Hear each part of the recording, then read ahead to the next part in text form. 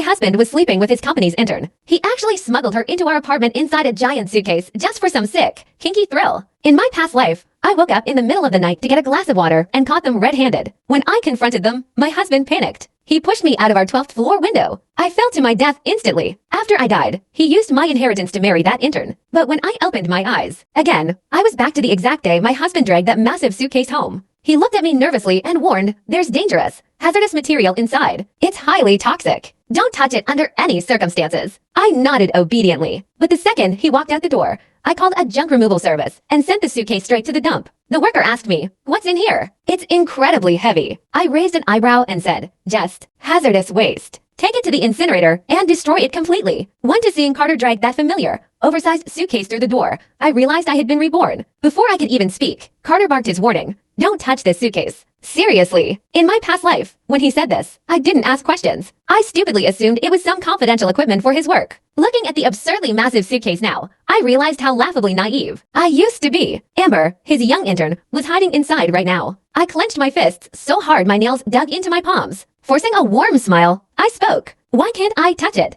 "What's inside, Carter?" I reached out, pretending to help him lift it. Carter shoved my hand away, his tone growing sharp and irritated. "Are you deaf?" I said, "Don't touch it. It's highly toxic chemical waste from the lab. If it leaks and gets exposed to light, it releases lethal gas. You'll die if you breathe it in. I'll handle the disposal later. Just leave it alone." Toxic waste? Honestly, that was a pretty accurate description of her. I sneered inwardly, but put on a terrified face and scrambled backwards. Why would you bring something so dangerous home? What if it leaks? Seeing that I bought his lie, Carter's face filled with smug satisfaction. "Relax. I know exactly how to handle it. Just mind your own business." He heavily emphasized the words, handled, and casually tapped the side of the suitcase with his feet. The suitcase trembled slightly. It looked like whoever was inside was trying desperately to hold in a laugh. My eyes turned icy cold. Bringing your mistress home in a suitcase for a thrill? They really thought of me as a prop in their little bedroom game. The phantom pain of my bones shattering against the concrete in my past life surged through my body. I looked up at Carter. "Then you'd better make sure you handle it thoroughly." Carter let out his first genuine laugh since entering the house. Whizzing a tune, he dragged the heavy suitcase into the study. That night, I laid in bed and pretended to be fast asleep.